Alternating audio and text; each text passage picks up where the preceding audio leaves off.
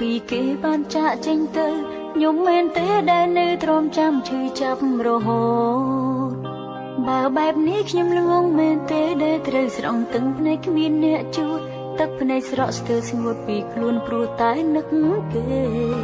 បេះដូងឆោតលងនងស្មោះតែមខាងចាំមើលផ្លូវស្នេហ៍ពេលគេឃ្លាតឆ្ងាយទាំងចិត្តកាយស្ម័គ្រចាំមិនប្រែស្នេហ៍អ្នកផ្សេងទេ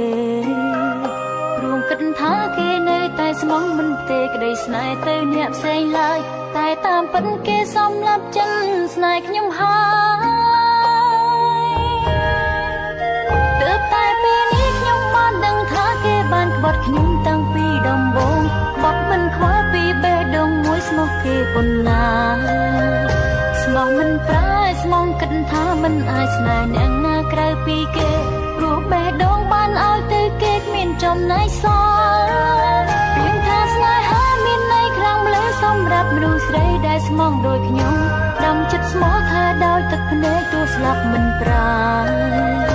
គ្រប់ពេលស្មងថាចិត្តដែលស្មងទាំងដឹងថាគេអស់ចិត្តស្នេហ៍ហើយតែខំលួងចិត្តថាគេនៅតែស្មោះស្នេហាឬខ្ញុំជាស្រីល្ងង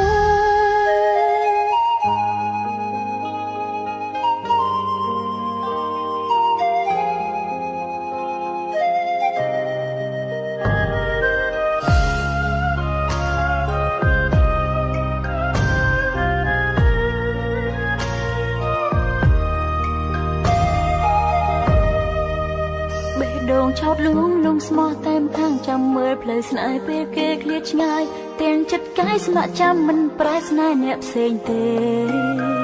ព្រមគិតថាគេនៅតែស្មងមិនទេក្តីស្នេហ៍ទៅអ្នកផ្សេងឡើយតែតាមពិតគេសំឡាប់ចិនស្នេហ៍ខ្ញុំហើយទើបតែពេលនេះខ្ញុំបានដឹងថាគេបានក្បត់ខ្ញុំតាំងពីដំបូងក្បត់មិនខ្វល់ពីបេះដូងមួយស្មោះគេប៉ុណ្ណា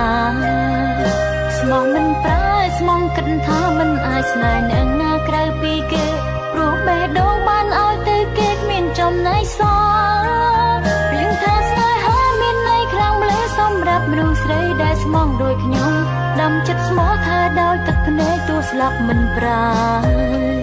គ្រប់ពេលស្មងថាចិត្តដែលស្មងទាំងដឹងថាគេអស់ចិត្តស្នេហ៍ហើយតែខំលួងចិត្តថាគេនៅតែស្មោះស្នេហា